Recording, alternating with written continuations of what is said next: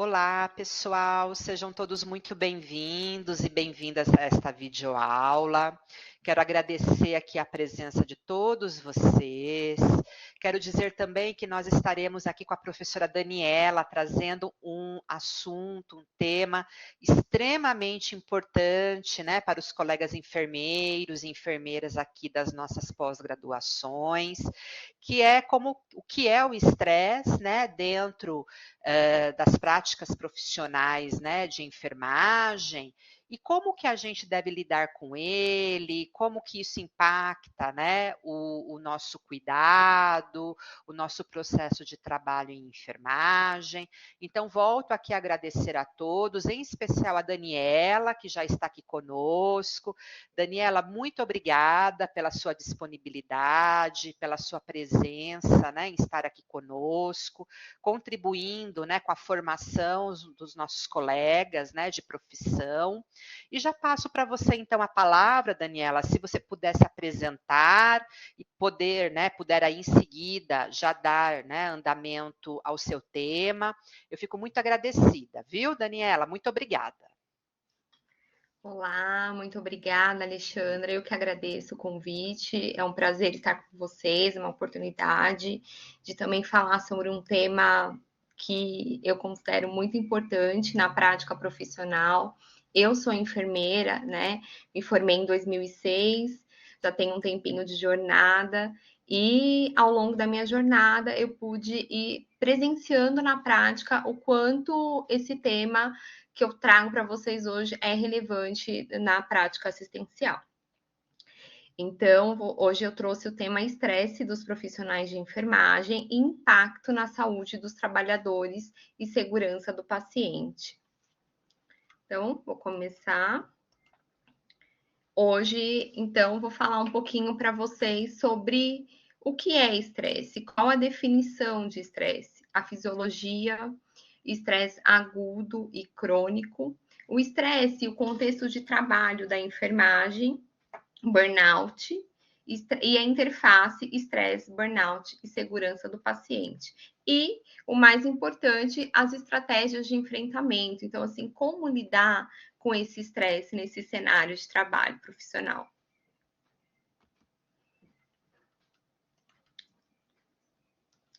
Então, trazendo um pouquinho sobre a palavra estresse, é um termo, é uma palavra que tem sido amplamente utilizada nos meios de comunicação atualmente. Por quê? Por consequência da vida moderna, tecnológica, do capitalismo. Então, a tecnologia nós temos contato com diversos estímulos a todo momento, o imediatismo para resolver coisas, né, para resolver, para dar soluções aos problemas, e também a necessidade de lidar com muitas informações ao mesmo tempo. E o mundo o capitalismo que traz um cenário de trabalho. Então, os processos de trabalho, eles ocasionam o quê? Um desgaste físico, emocional, ele compromete a saúde do trabalhador e causa prejuízo nas interações familiares, sociais e também nas interações de trabalho. E isso agravou na pandemia de Covid-19. Então, teve um agravamento mundial, né, com a pandemia de Covid-19, tanto na questão do desemprego, então muitos comércios fecharam, aumentou o desemprego, isso também é um fator gerador de estresse, mas voltando para o mundo da enfermagem, para o nosso trabalho no contexto da saúde, o que aconteceu com a pandemia de Covid-19? Então, aumentou a carga de trabalho, né? Além de lidar com um novo, uma doença nova, desconhecida. Nesse cenário, nós vimos os pacientes adoecerem, muitos foram a óbitos, os nossos colegas de trabalho adquiriram a doença. Posso dizer, como enfermeira também de UTI intensivista, eu vivenciei, né? Eu fui linha de frente durante a pandemia de Covid-19, então vi colegas adoecendo. Então, isso gerou para o profissional de saúde um desgaste muito grande. Então, o ambiente de trabalho, o trabalho, ele traz dignidade para a pessoa, mas ele pode ser tanto algo protetor da saúde mental, se ele trouxer satisfação, né, se for algo que a pessoa gosta de desempenhar, ele vai trazer satisfação, bem-estar, mas ele também pode ocasionar danos à saúde mental do profissional. Vou beber aqui uma água. Desculpa.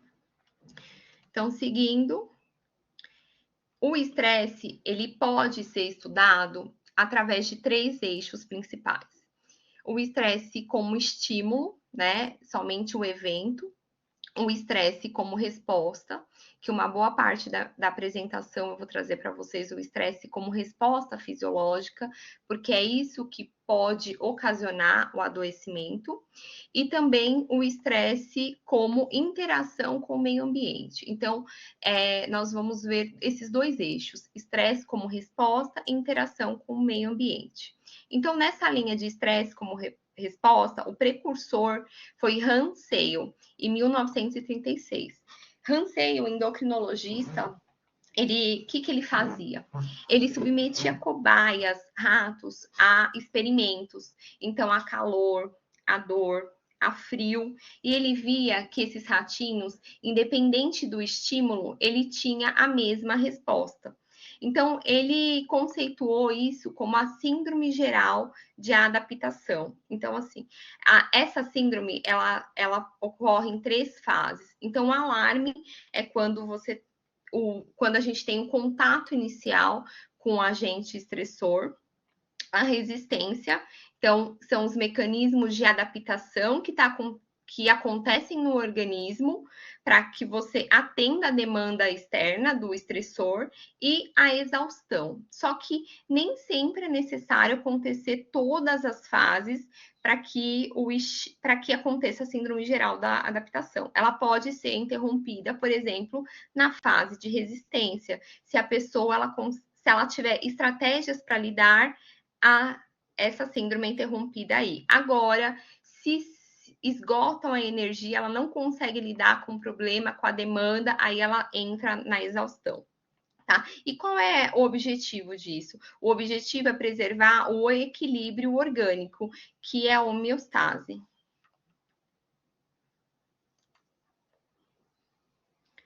Então, depois de Hans Sale, vem John Manson. O que ele traz? Ele traz alguns componentes psicológicos que favorecem a resposta ao estresse.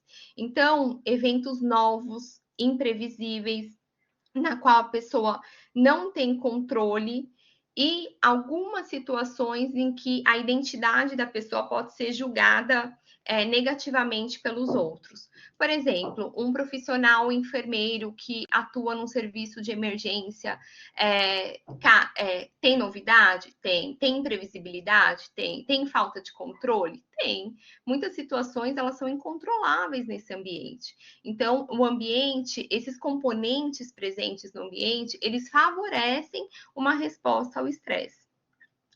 Mais tarde, em 1988, Starling e Ayer, eles trouxeram o conceito de alostase. Então, o que é isso? O que é essa palavra alostase?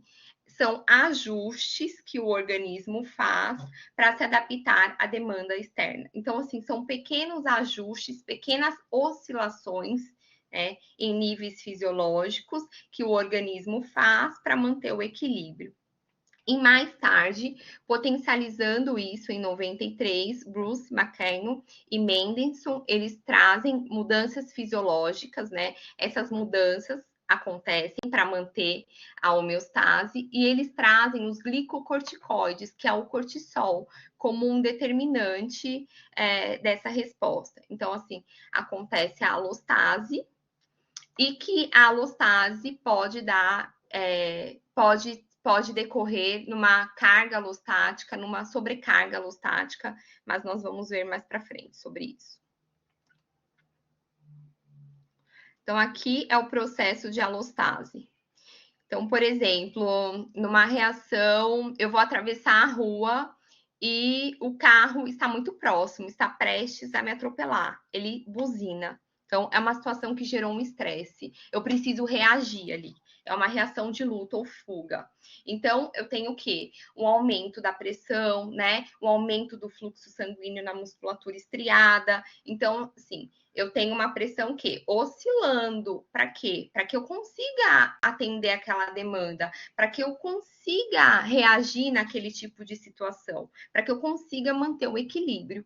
Tá? Então, assim, oscila alguns padrões fisiológicos para manter o equilíbrio. É esse o processo de alostase, essa oscilação.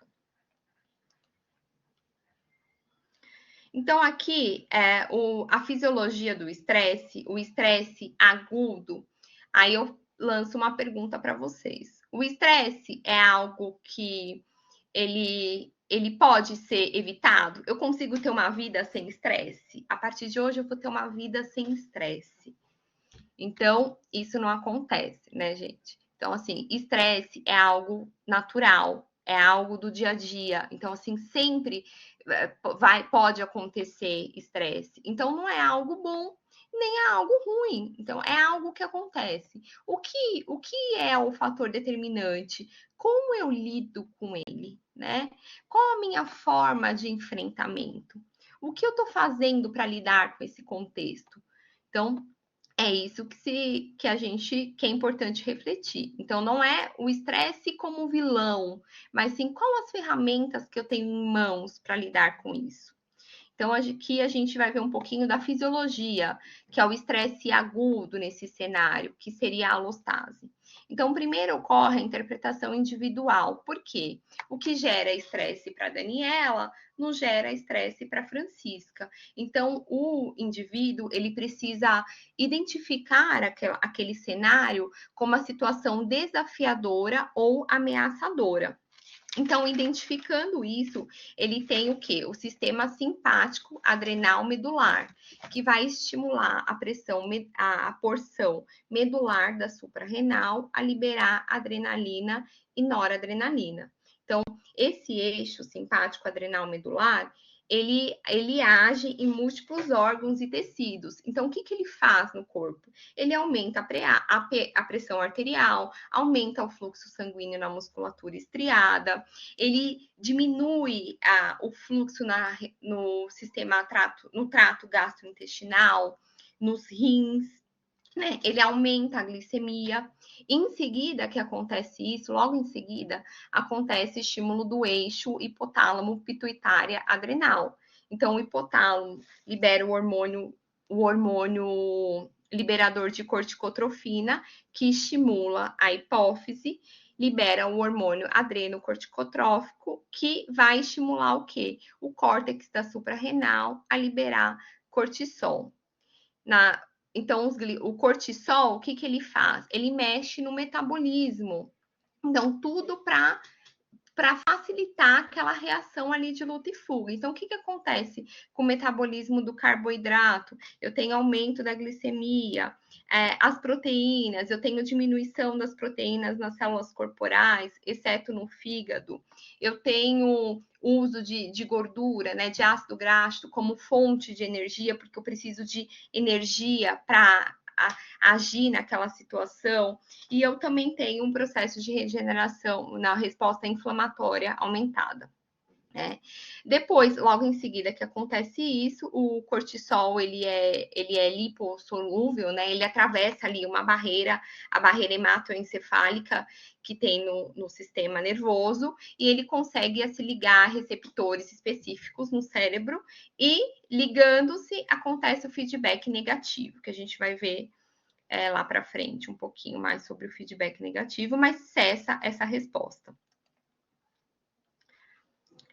Aí, trazendo um pouquinho para vocês, os mediadores que estão envolvidos nessa resposta, né? Os glicocorticoides, como nós vimos o cortisol, a catecolaminas, que é a adrenalina, a noradrenalina, a gente tem o dehidroepidrosterona, que é o DHEAS, que é o antagonista do cortisol, as citocinas e a glicose. Esses mediadores, eles agem em receptores específicos em células-alvo cardiovascular, metabólico, imunológico e neuroendócrino.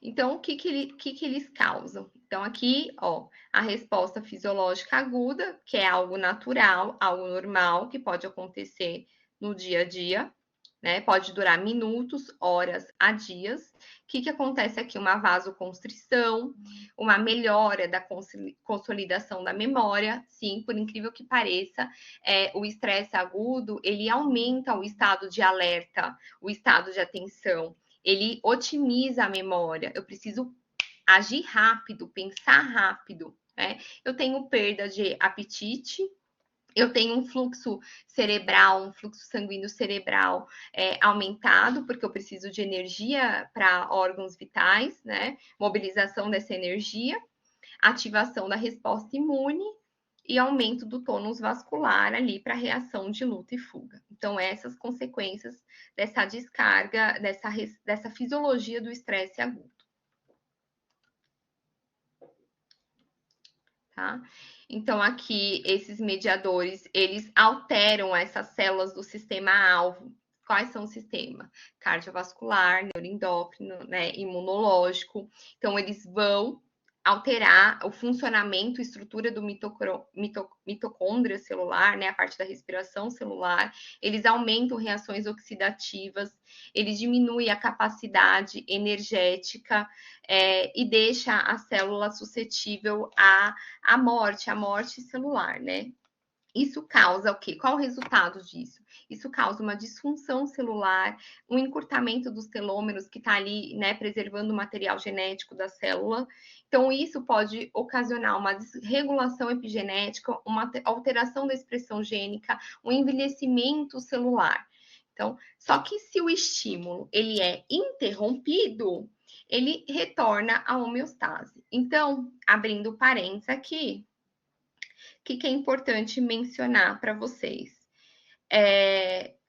Quando o estímulo é interrompido, acontece o quê? O feedback, a retroalimentação negativa. Então, os glicocorticoides lá liberados, eles se ligam a receptores cerebrais, o hipotálamo diminui a síntese do hormônio corticotrófico, depois a hipófise diminui o ACTH e o cortisol, ele volta a níveis basais. Então, gente, o estresse crônico, o estresse agudo é algo fisiológico e se a pessoa adquire estratégias de enfrentamento, ele logo cessa. Então, não tem uma repercussão assim fisiológica tão grave, né? É só para atender aquela demanda inicial. Porém, o que pode acontecer aqui? Pode acontecer que essa demanda, esse estímulo ele é recorrente. Então, assim, quando a exposição aos eventos estressores é repetitiva e prolongada e os recursos de adaptação são ineficientes, ou seja, a pessoa não sabe como lidar com aquele estímulo, os mediadores da resposta ao estresse, eles se acumulam e eles vão operando nessas células do sistema alvo prolongadamente. E aí eles causam desregulação dessa resposta. Tá? Então, isso acontece em 4 estados alostáticos, né? Que é a desregulação das respostas. Então, quando acontece o estímulo repetitivo, quando toda hora a pessoa tem, por exemplo, eu tenho um chefe no trabalho que ele me ocasiona, o meu relacionamento com ele me gera essa resposta ao estresse e eu tenho que trabalhar diariamente. Então, todo dia antes de sair para trabalhar, eu tenho essa resposta fisiológica ao estresse. Detalhe, só de eu lembrar, eu não preciso nem estar vivendo algo específico. Se eu lembrar de alguma cena, se eu lembrar, eu já disparo, a parte mental já dispara essa resposta fisiológica. Então, se eu não lido com esse cenário, se eu não resolvo isso comigo primeiro, né? De repente a pessoa o chefe nem sabe que eu tô com problema com ele, né? Às vezes é algo interno. Se eu não resolvo isso comigo, essa resposta vai ser acionada repetidamente, tá? Uma outra é uma falha de adaptação. Então, assim, a resposta começa, e em vez de diminuir, ela não diminui direito. Então, assim, ela começa certo, aí depois não diminui. Então, assim, eu estou tendo falha nesse sistema de regulação da resposta. Uma outra é uma resposta prolongada. Então, assim, eu estou prolongadamente agindo, esses mediadores agindo na célula por um tempo prolongado. E o outro é uma falha, né? Que pode ser para baixo, por exemplo, uma hipossecreção de cortisol, né? Ou uma hipersecreção de cortisol. Tá? Então, esses estados, eles já falam que de um estresse que é crônico, uma desregulação do sistema que é para nos proteger. E isso é muito sério, porque isso operando no organismo por um tempo prolongado, sem uma adaptação a isso, então eu tenho consequências. Eu tenho consequências no sistema cardiovascular. Então, eu tenho aumento da sensibilidade cardiovascular a catecolaminas, posso ter um aumento de frequência cardíaca, eu posso ter um aumento da pressão arterial. Então, assim,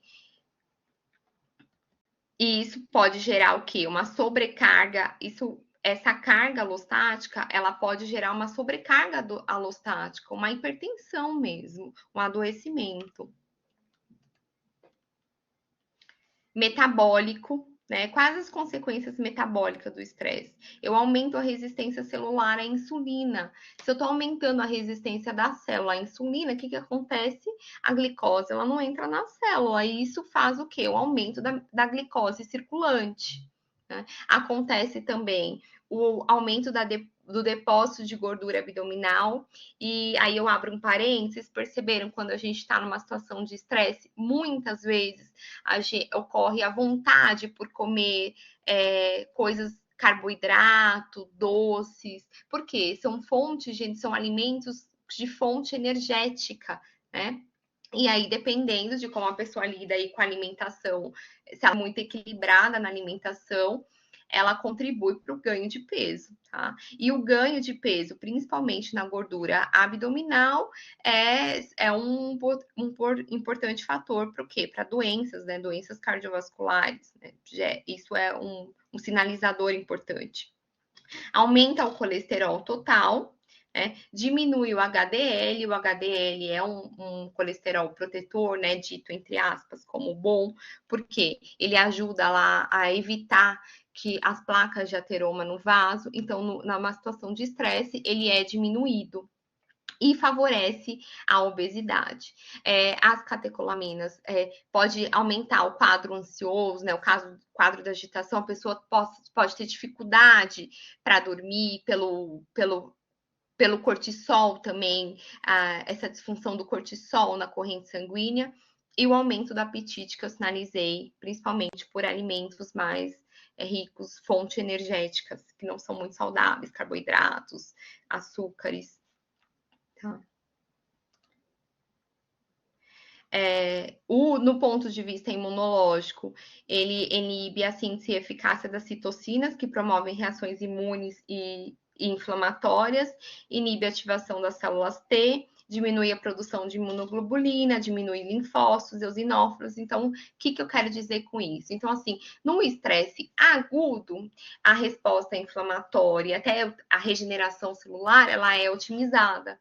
Mas no estresse crônico, se eu estou tendo o evento direto, repetido, não consigo lidar com ele, eu sim posso ter uma queda de imunidade, né? E aí eu começo, tô sempre gripada, tô sempre com algumas doenças oportunistas, porque eu tenho aí uma baixa imunidade decorrente de estresse. Tá? No ponto de vista neuroendócrino também, tá? Ele altera a estrutura e conexões do hipocampo. O hipocampo está relacionado à memória. Córtex pré-frontal está relacionado no cérebro a impulsos, à função executiva. Então, assim, a controle de impulsos, ao planejamento, né? Como eu vou planejar as minhas ações. E a amígdala relacionada às emoções, tá? Então, com isso, eu posso ter o quê? Dificuldades de memória, né? Dificuldade para tomar decisão, então começa a ficar esquecida, não lembro onde pôs as coisas, não consigo pensar em estratégias para resolver problemas, tá? Então, isso por quê? Por conta da ação do cortisol, né? Nessas células também do hipocampo, córtex pré-frontal e amígdala. E aí eu diminuo a neuroplasticidade. O que é isso, Daniela? É essa capacidade de adaptação do cérebro, né? Nós sempre estamos aprendendo coisas novas. Nós não somos estáticos, então assim, adquirimos conhecimento, então essa capacidade de flexibilizar, de moldar do cérebro, ela acaba sendo prejudicada com o estresse crônico. Então, fazendo uma síntese de tudo que nós vimos, um evento estressor acontecendo, ok, acontece, as demandas acontecem ao longo do dia, principalmente no mundo hoje que nós vivemos, nessa correria, milhões de atividades, filho, escola, trabalho, academia, né, essa série de coisas que temos que fazer. E aí eu tenho respostas, os estados alostáticos, né? Só que se eu lido bem com aquele evento, eu adquiro uma estratégia de enfrentamento, o estímulo, toda aquela descarga hormonal, ele cessa e eu volto ao estado basal. Agora, se eu não adquiro estratégias de enfrentamento, eu entro lá nos padrões de desregulação da resposta, carga alostática. E essa carga, ela pode gerar o quê? A doença. Por quê? Eu posso adquirir uma hipertensão, eu posso adquirir uma diabetes, eu posso adquirir uma doença cardiovascular, né, uma outra doença. Então, eu posso, inclusive, adquirir transtornos mentais, doenças de mental, por conta do estresse. Então, é uma linha que, se nós não identificamos o problema, a gente vai do estado de saúde para o estado de doença, e isso pode acontecer até de forma muito rápida, se nós não temos atenção para isso, não identificamos os sinais precoces disso. E aí, onde que entra o contexto de trabalho, né, no estresse? Então, o ambiente de trabalhos precários, eles são fontes de estresse e oferece risco à saúde mental. Então, isso não sou eu que estou dizendo, é a Organização Internacional do Trabalho que diz, né? Quanto mais precário o ambiente, mais o risco para a saúde mental do trabalhador. E quais são os riscos no ambiente de trabalho? Nós temos os riscos psicossociais. Eles são relacionados ao quê? Ao conteúdo do trabalho, ao tipo de trabalho, horário, características específicas, oportunidades de desenvolvimento na carreira que às vezes o trabalhador não tem.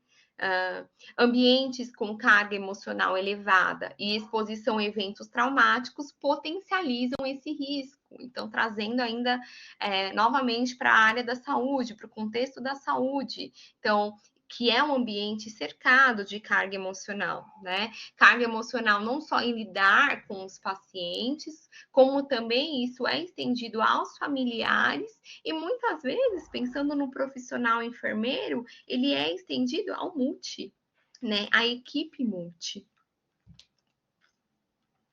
Então, indo em detalhes nesses riscos psicossociais no trabalho, relacionada à carga, eu tenho a carga, se é uma carga de trabalho pesada, né? De repente, uma escala de trabalho inadequada, né? Muitos pacientes complexos para lidar ao longo do meu dia, o ritmo de trabalho acelerado, porque eu tenho pressão de tempo, eu tenho que cumprir aquela atividade, né? Levar paciente para exame, voltar, administrar uma equipe, então o horário de trabalho também influencia, então aí eu abro um parênteses para a jornada de trabalho, principalmente os profissionais que trabalham no noturno, né? O ritmo noturno, porque nós temos no organismo uma situação chamada que é o ritmo circadiano, né? Que é um ritmo normal de secreção de cortisol, normal, porque o cortisol normalmente ele tende a aumentar, tem um pico de aproximadamente 1 hora após acordar cedo, cedo, e ele vai diminuindo ao anoitecer, ele está baixo, né? A pessoa se prepara para dormir. E como é que fica isso num profissional que trabalha no período noturno? Então, tem essa alteração importante. O controle do trabalho, aqui o controle eu trago para a questão de autonomia, tomada de decisão, o quanto o profissional é envolvido na tomada de decisão. Então, a falta de autonomia também é um fator que gera estresse. Ambientes e equipamentos, então tenho ambientes precários, faltas de recursos.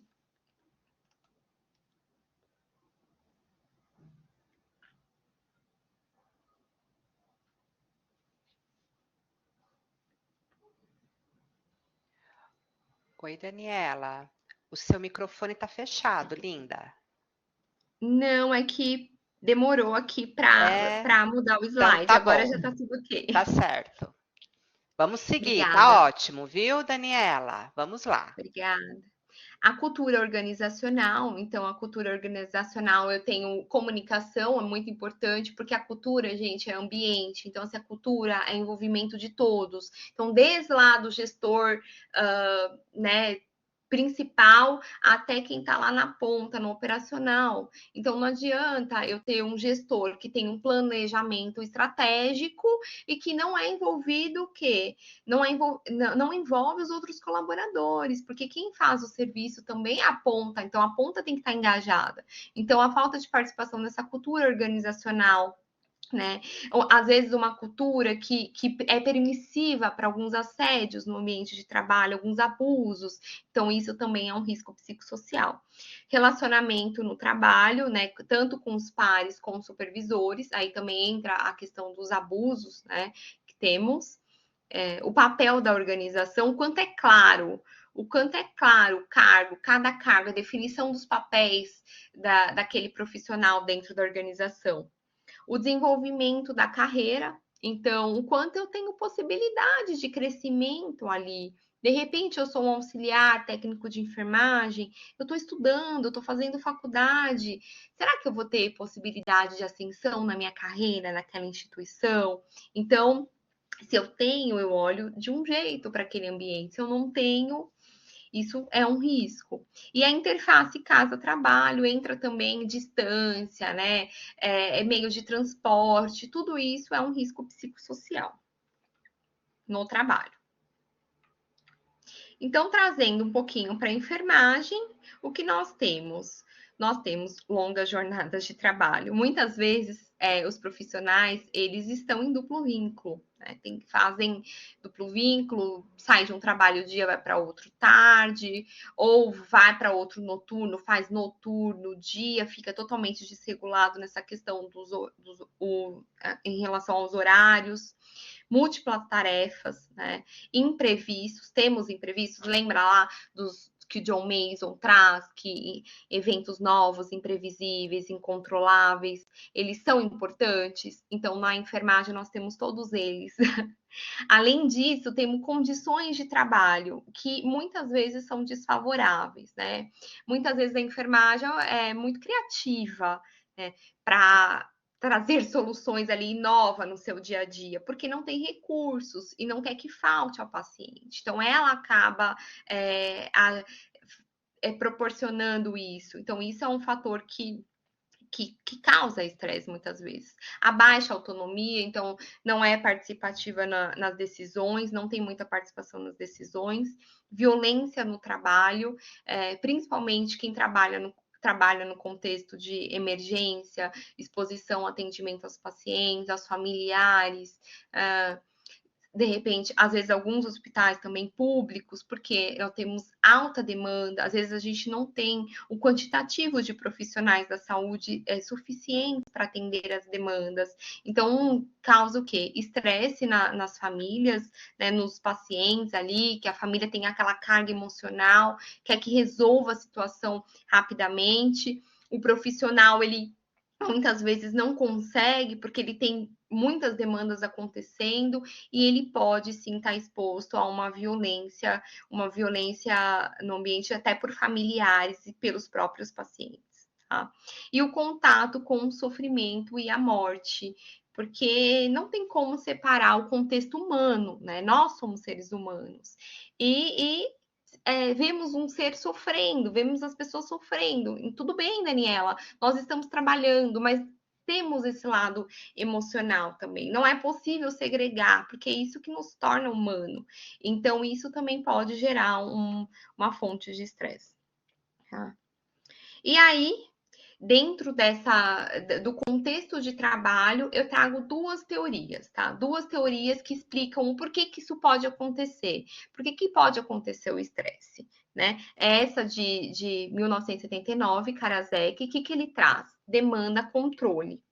Logo depois é acrescentado um fator de suporte social. Então, o que seriam as demandas? Demandas são as pressões psicológicas no trabalho, demandas são as minhas tarefas, é tudo aquilo que eu tenho que executar. O controle seria as minhas habilidades. Eu tenho habilidade intelectual, eu tenho recursos, eu tenho como fazer, eu sei fazer. Então, assim, o desequilíbrio entre a demanda, dependendo da interação que eu tenho entre a demanda e o controle, eu gero alguns tipos de trabalho, que a gente vai ver que é o trabalho ativo. O trabalho ativo, eu tenho o quê?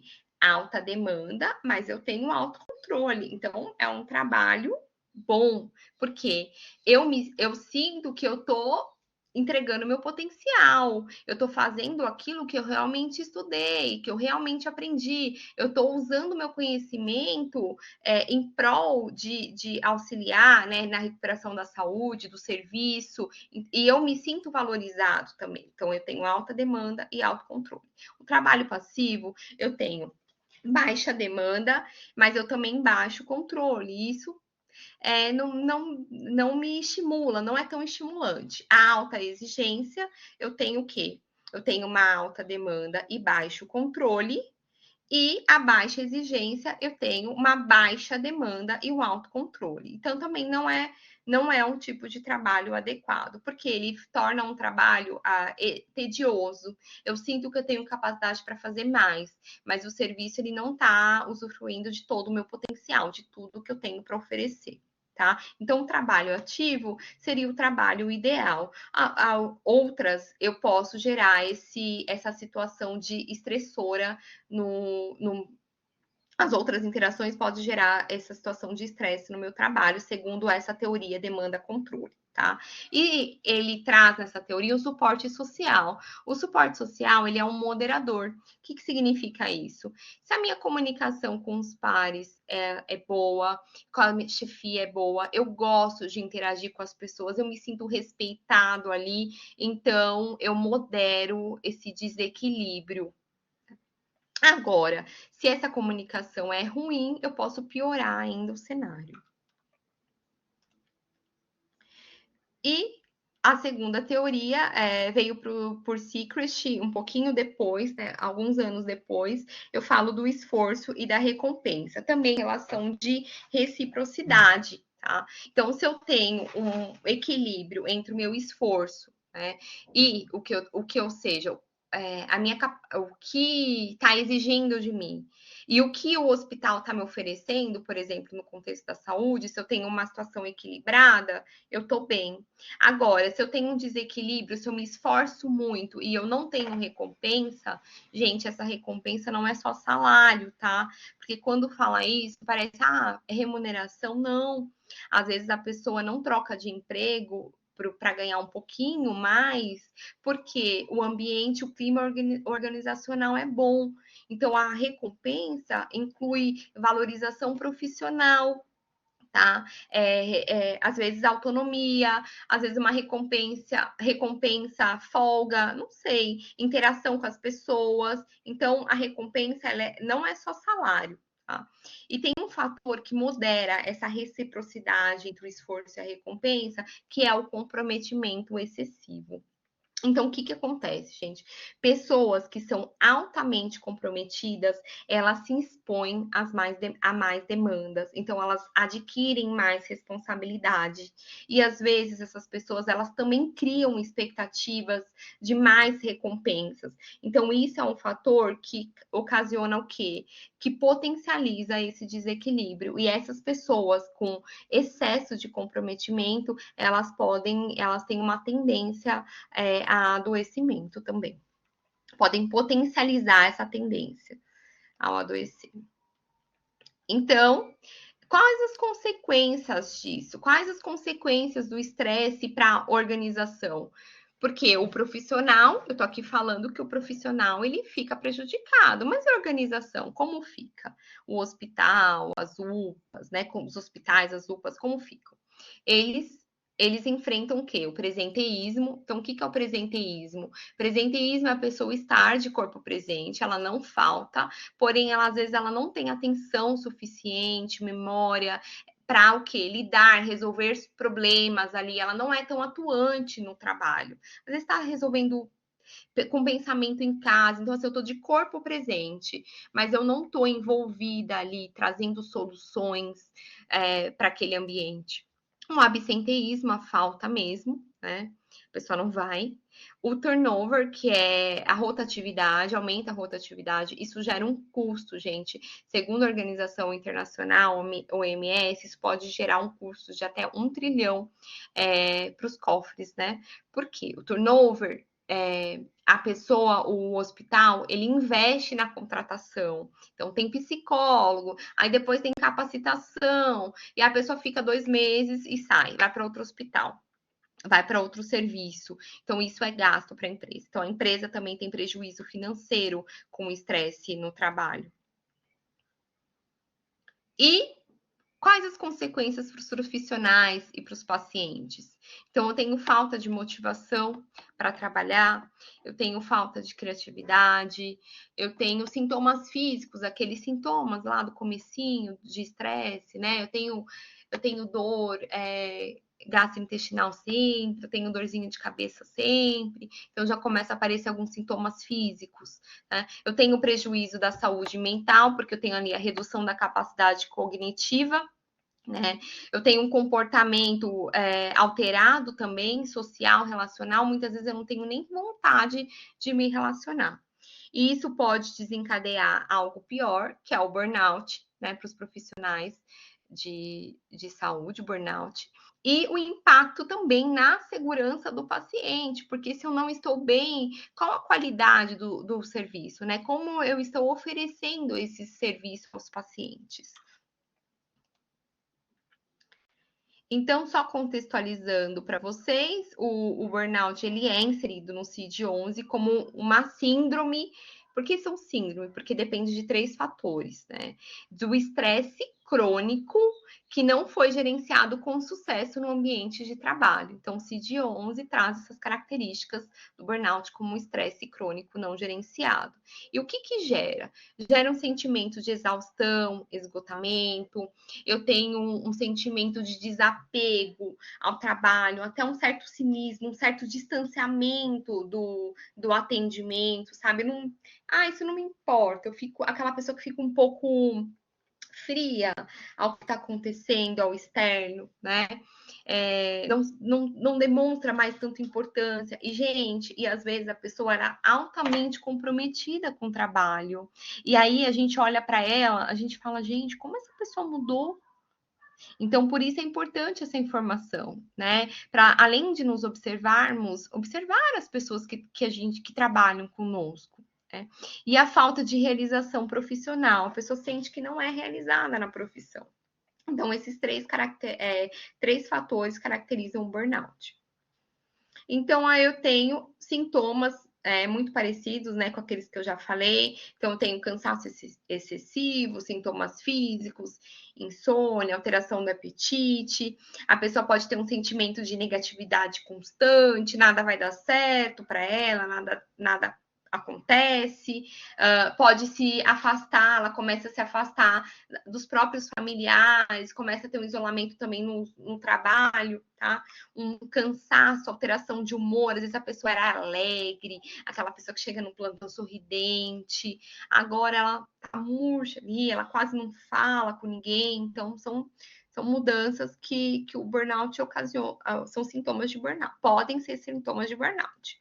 O que é importante lembrar? Que o diagnóstico, ele é feito por um profissional, tá? Um psicólogo, um médico, psiquiatra, e ele tem tratamento. Então, é possível a pessoa fazer tratamento psicoterápico, com medicamento, se for o caso, e também envolve mudanças, né? Mudanças no hábitos, mudanças de incorporação de autocuidado na rotina, e mudança, às vezes, de condições de trabalho, né? Então, esse burnout ele traz consequências para a pessoa, né, para a organização e para o relacionamento dessa pessoa. Então, traz relacionamentos disfuncionais, vontade de abandonar a profissão, abuso de substâncias. É que é importante, gente, falar da automedicação para profissionais da saúde. Então, muitos profissionais, eles se automedicam, eles fazem uso de psicotrópicos, às vezes indiscriminadamente, né? Tem lá algum colega que prescreve, então, assim, muito cuidado, gente, com a automedicação. Abuso de álcool, cigarro, então, são hábitos que trazem prejuízos à saúde. Risco de depressão, suicídio, aumento de erros pela equipe técnica, por quê? Eu tô vulnerável, né? Eu não estou bem. A chance de eu errar é muito maior. E o que nós fazemos exige muita atenção, responsabilidade. Então, assim, eu tô mais vulnerável. E aí eu acabo ocasionando o quê? O prejuízo para a segurança do paciente e para a qualidade do serviço. Então, o que seria a segurança do paciente, gente? É o conjunto de atividades que proporcionam um ambiente capaz do quê? De reduzir riscos, ocorrência de danos evitáveis e o impacto desse dano. Então, assim, eu quero diminuir o risco do ambiente onde eu trabalho, né? Eu quero diminuir o que? O dano, que é um comprometimento daquele paciente decorrente da minha atuação profissional. Eu quero diminuir. O que seria um incidente? É um evento que resulta ou resultou em um dano. E o evento adverso é um incidente que resulta em dano. Então, assim, eu trouxe alguns termos utilizados na segurança do paciente, mas é importante lembrar que é importante ficar que segurança é o quê? É um ambiente. Eu quero tornar o ambiente mais seguro, só que eu estou vulnerável enquanto profissional. Então, aqui eu trouxe um breve histórico da segurança do paciente. Lá nos Estados Unidos, teve em 99 um relatório falando que aproximadamente 100 mil óbitos eram decorrentes de eventos adversos, ou seja, algum dano, incidente que gerou um dano no ambiente, no hospital, no caso, no ambiente de trabalho. E aí, depois disso, foram tendo alguns acontecimentos para melhorar isso. Teve em 2004 a Aliança Mundial para a Segurança do Paciente, 2005 Desafio Global para a Segurança do Paciente, 2006 Fórum Internacional, e aí os cuidados com as metas internacionais, né, de segurança dos pacientes, as 6 metas internacionais de segurança do paciente. Em 2013, teve a questão do Programa Nacional de Segurança do Paciente, né? Teve uma portaria. Então, essa portaria, ela deu uma obrigatoriedade para que todos os serviços de saúde, né, em âmbito nacional, eles tivessem um olhar para isso. O objetivo o quê? Qual o objetivo disso? Proporcionar um ambiente mais seguro possível para os profissionais, para os pacientes, familiares, enfim. Então, aqui eu trago um pouquinho contextualizando as metas internacionais, as 6 metas, né? Identificação, comunicação, segurança nos usos de medicamentos, cirurgia segura, higienização das mãos para diminuir a infecção, prevenção de quedas e LPP. Isso provavelmente vocês, né, se não viram, vão ver inúmeras vezes, né, durante o contexto aí da pós-graduação. Então, só passando brevemente. Aqui eu trago um cenário de notificações de incidente, isso é da Anvisa, né? O quanto é notificado os incidentes, por exemplo, falhas relacionadas à saúde, aqui, ó, 100 mil. notificações. Lembrando, gente, que assim, nem tudo é notificado, ainda existe uma cultura de subnotificação. Então, esses números que eu trouxe, apesar de serem dados atualizados, eles às vezes, o número é muito maior que isso, porque há ainda uma cultura que dificulta o aparecimento disso. Então, tem muita subnotificação. E aqui, tipos de incidente que resultam em óbito, tá? Então, aqui, como vocês estão vendo o gráfico, a maior parte dos incidentes que resultam em óbito, eles acontecem no âmbito hospitalar, né? No que nos outros serviços. Então, o impacto disso, né, os danos ocasionados aos pacientes, é uma das principais causas de morte e incapacidade no mundo e geram custos, geram redução da confiança nos serviços, danos psicológicos e culpas aos profissionais de saúde. Então, assim, além de oferecer impacto para os pacientes, eu também gero uma culpa, um dano psicológico naquele profissional envolvido no evento.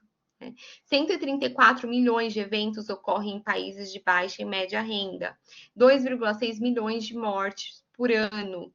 1 em cada 10 pacientes está sujeito a um evento adverso no contexto de tratamento.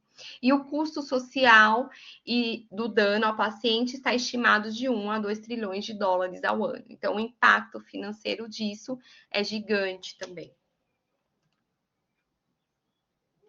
Então, o importante é o fortalecimento da cultura. Então, o que é cultura? Valores, atitudes, percepções, competências, padrões de comportamento de grupos e de indivíduos que determinam o compromisso, o estilo e o manejo da segurança dos pacientes nos serviços de saúde. O que isso quer dizer? A cultura é o quanto aquele serviço ele faz o manejo disso, o quanto ele está preocupado com a gestão do risco, né, na prevenção, o quanto o gestor que está lá em cima, ele está envolvido, ele causa o engajamento da ponta, então, assim, estão todos em prol de uma só ação. Então, assim, a cultura, ela é soberana, ela vem acima das metas financeiras, deveriam vir acima das metas financeiras do serviço. Tá? Então, cultura envolve também comunicação, como é feita a comunicação com os superiores, a comunicação com os pares, como a informação chega, né? Como é tratado os erros, as pessoas que erram, os eventos notificáveis. É uma cultura de punição que favorece a punição. Se eu favoreço a punição, eu posso inibir que as falhas apareçam. Então, se eu inibo as falhas, eu não tenho oportunidade do quê? De sanar aquilo, de resolver, né? De aprender com aquilo. Então, a cultura a gente tem que ter um olhar diferenciado para a cultura. Tá? Então, qual é a interface de tudo isso que nós vimos até agora? O estresse, o burnout e a segurança do paciente. Então, o ambiente inadequado, ou seja, talvez uma cultura que não favoreça a tratativa das falhas, o aparecimento dos erros, seja uma cultura punitiva, um ambiente com clima desfavorável, né? Condições de trabalho desfavoráveis, falhas nos processos de trabalho. Então, assim, se alguém erra, eu olho para o humano, eu não vejo que aquilo faz parte de um processo. Então, foi a Joana que errou hoje, mas amanhã pode ser a Maria, no dia seguinte a Beatriz. Então, eu preciso corrigir o processo, eu não preciso punir a pessoa. Então, isso é importante. A carga de trabalho excessiva, o clima organizacional, relacionamento, né? Falhas de comunicação, baixa autonomia. Então, assim, todos esses fatores, eles contribuem para a exaustão profissional e o aumento de eventos adversos. Então, eu não estou bem, né? O cenário também não favorece isso, e aí eu potencializo o risco para errar, né? Um risco ao erro, e aí um evento adverso. Então, é imprescindível fortalecer essa cultura de segurança, mudar o olhar para os erros, né? Alterar o ambiente punitivo, como eu disse, para uma cultura justa. É uma cultura de responsabilização, mas é uma cultura de engajamento, de envolvimento. Vou envolver a ponta, né? Vou olhar para os processos. Vou mudar do sigilo para transparência, então tá todo mundo sabendo o que está acontecendo, eu estou sendo transparente. O cuidado, ele é centrado no paciente ou ele está ainda centrado nos profissionais que estão no entorno? Então, é importante um modelo de cuidado centrado no paciente, um olhar multi, porque cada pessoa, cada profissional, ele colabora com aspectos importantes do cuidado. Então, é importante envolver todos os colaboradores e fortalecer a cultura de segurança. Tá? E aí, vamos entrar um pouquinho na saúde. Então, nós falamos no aspecto segurança do paciente. Então, como promover saúde? O que é saúde? Como profissional, ele pode ter mais saúde? Então, saúde não é ausência de doenças, e sim um completo bem-estar físico, mental e social, né? A definição de saúde da Organização Mundial de Saúde, que não é tão simples assim de atingir, né? Mas trabalhamos para isso. A promoção da saúde é um processo de capacitar as pessoas a aumentar o controle e melhorar sua saúde. Então, o que é qualidade de vida?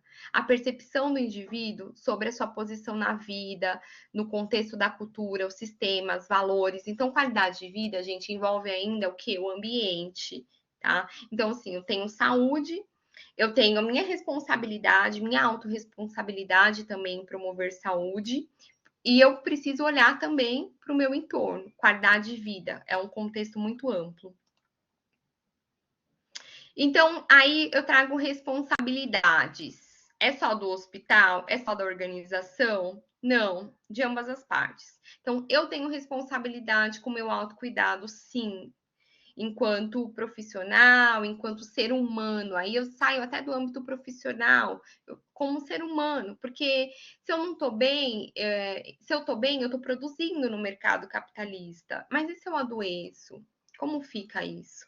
Né? Então vamos olhar para a gente também. E tem a responsabilidade das instituições de saúde. Só que temos controle sobre essas responsabilidades? Nós não. Tem aspectos políticos, governamentais, né? Algumas normas que regem isso, mas nós não temos controle sobre o externo. Então, eu trago aqui algumas intervenções organizacionais, né? Qual o papel da instituição para evitar essa carga de estresse nos profissionais? Então, eu trago a intervenção na carga de trabalho e ritmo, né? Que seja adequado para o profissional, a jornada de trabalho, favorecendo pequenas pausas no trabalho, oferecer autonomia para o profissional, recursos e equipamentos adequados para o desenvolvimento do trabalho. Também investimento na cultura organizacional, que eu tanto falei aqui hoje, nos relacionamentos interpessoais, né? Ter claro na organização qual o papel de cada um. Um desenvolvimento de carreira é importante, né? Que a pessoa possa ser treinada, capacitada, que tenha oportunidades de crescimento, né? E isso também é que vá para a liderança, né? Comece, inclusive, pelos líderes, que eles saibam reconhecer também nos profissionais, nos seus liderados, os problemas. Às vezes os líderes podem notar, olha, esse profissional ele era tão engajado, tão envolvido, agora ele está com um comportamento estranho. Será que não vale a pena abordar para comunicação? Né? Então, quem é líder, gente, nós somos enfermeiros, nós temos uma equipe de auxiliar, técnicos de enfermagem. Por que não ter um olhar diferenciado, um olhar humano para os nossos liderados? Estratégias individuais. Então, assim, da organização é mudar o ambiente e todas aquelas oportunidades de melhorias que eu trouxe. E o que eu posso fazer enquanto ser humano, né? Enquanto profissional. Então, é importante o que vocês estão fazendo aqui hoje, vocês estão tendo conhecimento sobre o tema, vocês viram a repercussão que isso traz para o organismo, vocês conhecem agora identificar sinais e sintomas de um estresse.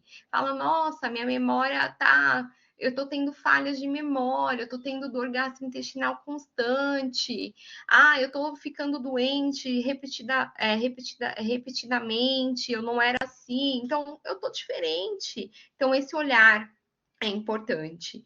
Promover medidas de bem-estar físico, mental, espiritual, social. É importante, gente, olhar para dentro, autoconhecimento. Quem eu sou, né? Quem eu sou, qual é o meu propósito de vida, quais são as minhas metas, né? Como é que tá a minha roda da vida, né? Como é que tá o meu aspecto trabalho, familiar, financeiro, relacionamento com amigos, como é que tá essa roda? Vocês já pensaram nisso? Então, assim, é importante parar um pouco para pensar nisso. Discernir o que é possível e o que não é possível modificar, como eu falei. Algumas coisas são externas, gente. A gente pode sim tomar decisão, né? Tomar a decisão, mas algumas coisas não temos controle, não podemos modificar. Procurar suporte social, procure alguém na confiança de vocês, peçam ajudas. E uso moderado da tecnologia e mídias digitais, que a gente sabe que potencializa muito o adoecimento mental, comparações, né? Comparações da vida com outras pessoas, imediatismo para resposta, hiperestimulação. Então, é importante olhar para tudo isso. E aí, promovendo saúde, como é que eu faço? Não vou falar aqui para vocês de como vocês devem comer, né? Todos os profissionais da saúde sabem da importância de fazer uma ingestão do quê? De uma dieta equilibrada, rica em frutas, legumes. O que a gente vê, eu trago dados da Organização Mundial da Saúde, dados recentes, a gente vê que só tem aumentado a questão da obesidade. Também, se vocês forem ver relatórios municipais de planejamento estratégico, essas coisas, gestão, eles trazem a mesma coisa. Então, a taxa de obesidade tem crescido, né? E com isso, potencializa os problemas de saúde. Então, assim, ingestão de sal é importante, equilíbrio para consumir gorduras, açúcares. Então, cada um, todo mundo, as pessoas sabem, né? Sabem como tornar a vida mais saudável, mas é uma questão de hábito, de pequenas alterações nos hábitos. A questão atividade física também, atividade física reduz sintomas de depressão e ansiedade, ela controla o humor. Então, tem uma recomendação da Organização Mundial da Saúde, né? Pelo menos de 150 a 300 minutos, vamos colocar aí 60 minutos de atividade física diariamente. Por quê? É importante isso para ter efeito na saúde, precisa tornar um hábito. Então, hábito não é aquilo que a gente faz uma vez no mês.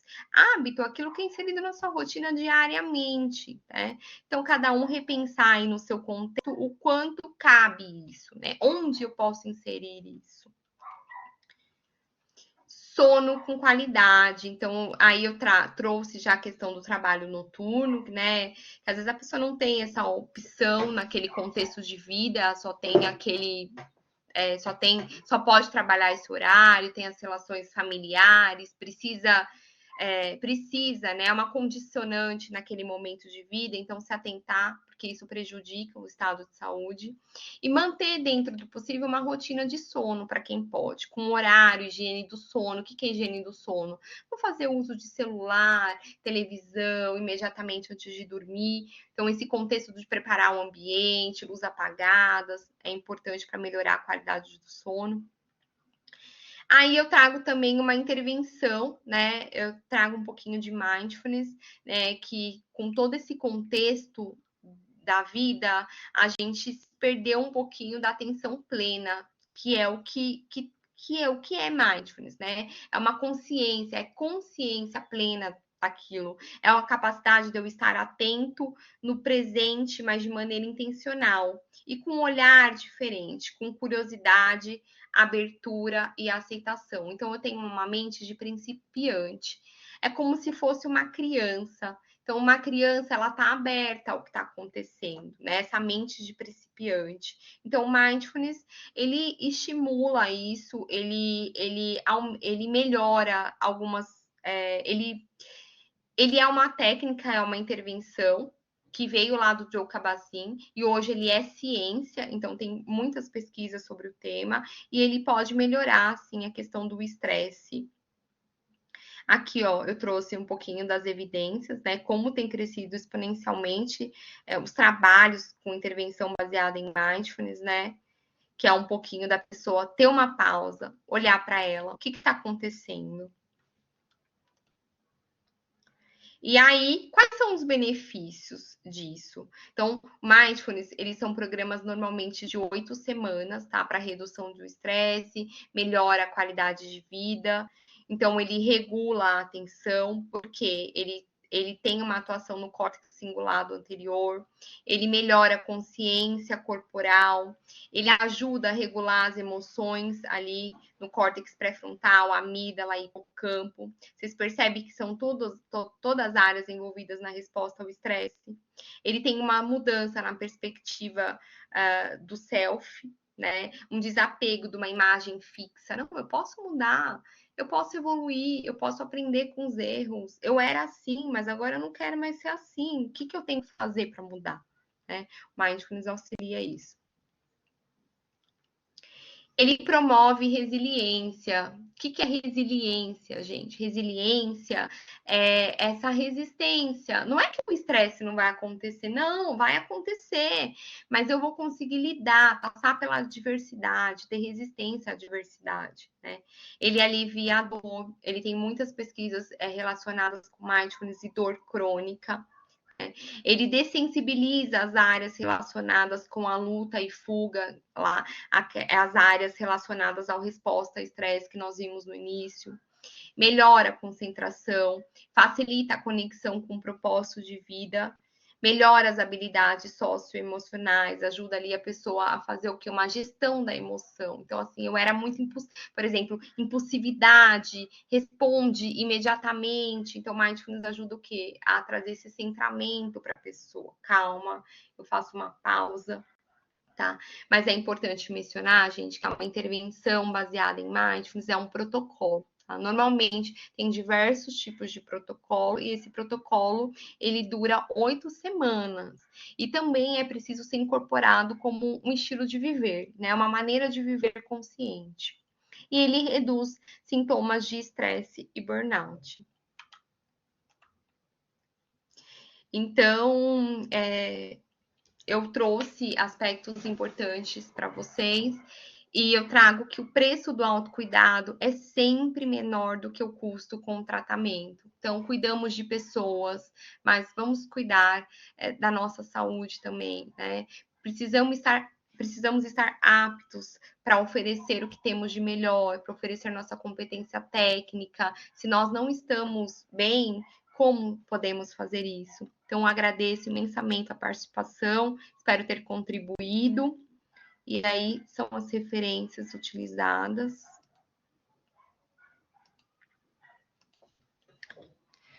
Oi, Daniela, Alexandra. muito obrigada, viu, pela sua explanação, pelo tema que você trouxe. Vou parar aqui o compartilhamento da tela, tá bom, Daniela? Isso para que o pessoal também possa nos ver, né? Quero te agradecer imensamente, né, a sua contribuição, um tema extremamente relevante, que eu acho que traz muitas reflexões aqui para os participantes, né, desta videoaula. E algumas coisas passam, né, também, né, na cabeça da gente quando a gente ouve você falar de um tema tão gostoso, tão importante aí para a prática profissional de enfermagem, né? Você traz aí na sua mensagem a questão da necessidade dos enfermeiros, das enfermeiras, né, se perceberem, né, e se cuidarem, para que possam cuidar, né, das pessoas, dos usuários dos serviços de saúde, dos pacientes, enfim. E penso também, né, Daniela, e aí você também, por favor, você veja se faz sentido ou não, o quanto que é importante esse tema, inclusive para que a gente possa apoiar as pessoas que trabalham conosco, porque às vezes na equipe de enfermagem, na equipe interprofissional ou multidisciplinar, né, eu posso ter ali um colega, né, que está ali vivenciando uma situação de estresse crônico. Eu tenho a questão, você cita em algum momento a questão dos familiares, dos acompanhantes, né, né? Então, assim, o quanto que nós, enfermeiros e enfermeiras, temos que estar preparados, não apenas para nos auto-percebermos, mas também para percebermos o outro, independente de quem é este outro. E como que a gente também pode apoiar e criar uma rede de colaboração, não é? De resposta, do manejo, né? Ao estresse, enfim, não sei se você quer trazer algum comentário, né, sobre isso, Daniela. O que você pensa? É exatamente isso, Alexandra. Essa foi a principal mensagem que eu quis trazer aqui, que além da autopercepção, né, os profissionais se perceberem, porque agora teve contato com o tema, né? Então é possível se olhar de uma forma diferente. Olha, será que não pode ser? Então, assim, eu tô tendo consciência. Então, despertei consciência. Então, assim, aí a partir do momento que eu me percebi, né? Também eu posso voltar isso para o próximo. Né? Será que tem alguém da minha equipe assim? Nossa, a fulana era tão engajada, agora mudou o comportamento, né? Como eu posso abordá-la, né? Isso. Porque isso é importante. Eu estou trazendo essa informação para as pessoas. A gente tem que disseminar o conhecimento, disseminar a informação, tentar oferecer o apoio, né? Ser esse suporte social, porque em quase todas as falas eu falei do suporte social. Ele é muito importante, gente. A gente não faz nada sozinho, então as pessoas nos apoiam. E vocês, como enfermeiros, possuidores desse tipo de conhecimento, agora vocês são disseminadores disso. Então, o olhar para a equipe, ele passou a ser diferenciado. Não é mais o mesmo, não é só o olhar técnico. Eu olho o profissional como um todo. Uhum. Perfeito, né, Daniela? E eu acho que só uma última consideração que eu acho super, não dá para passar sem falar, né? Que é ainda um pouco nessa linha, né, dessa rede de colaboração, de apoio, né, que esse tema, né, nos convida, né, a nos engajarmos de alguma forma, né? Você também traz muito na sua fala, em dados momentos, a questão da cultura organizacional, né? Que inclusive a gente precisa de uma cultura organizacional que favoreça algumas coisas, mas a gente também sabe, né, que às vezes a gente também pode, nós podemos, até, acho que foi até num dos seus exemplos, às vezes a gente está num ambiente, né, de trabalho ali que não favorece, ou que não tem uma cultura organizacional, né, que está ali para passo, né, com esse cuidado que você traz aqui, com esse olhar, com esse cuidado ampliado que você traz aqui em relação, né, à prática profissional, né, dentro do trabalho de enfermagem. E nesse sentido, né, eu trago essa fala, por quê? Porque eu acho que também, muitas vezes, é claro que uma cultura organizacional favorável nos ajuda muito, né?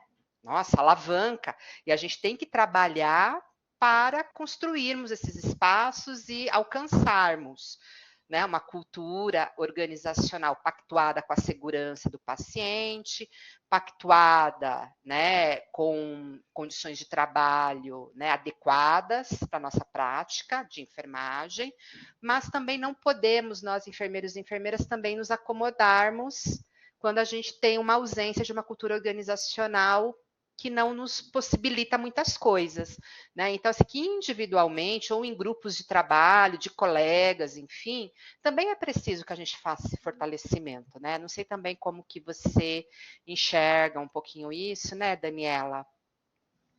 Sim, isso é um ponto muito importante, porque a gente não pode olhar para o ambiente e falar, ah, tá assim, então, né? Não, ser agente da mudança, né? Ser um agente de mudança. Eu tenho esse conhecimento, eu posso aplicá-lo, eu posso trazer, eu posso plantar essa sementinha para os colegas, até da equipe multi, gente, porque assim, médicos passam por isso, psicólogos, serviço social. Quando eu falei do burnout, que acomete profissionais que têm muitas relações humanas, profissionais da saúde têm, serviço social também tem.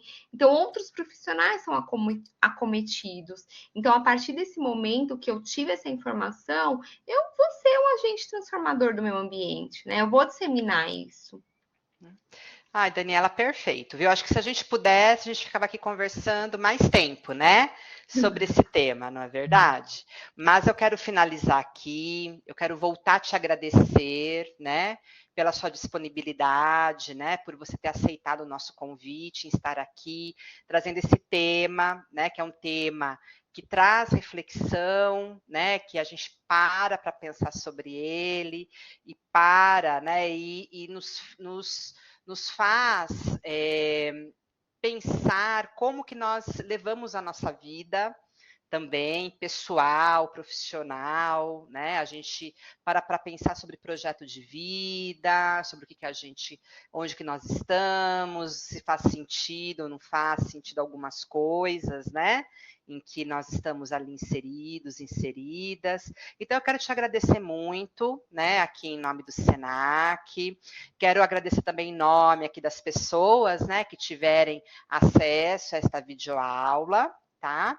E quero finalizar, então, né, nesse momento aqui, a nossa gravação. Tá bom? Muito obrigada, viu, Daniela? Até a próxima. Muito obrigada, Alexandra. Tchau, tchau.